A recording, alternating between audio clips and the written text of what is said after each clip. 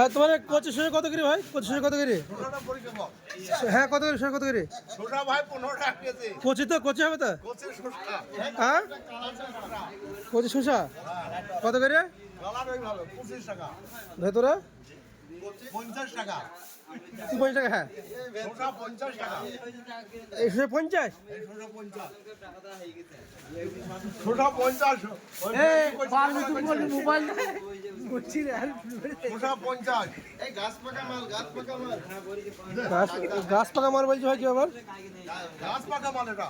গাছ পাকাই মাল। হ্যাঁ, গাছ পাকা মাল। সত্যি গাছ পাকা।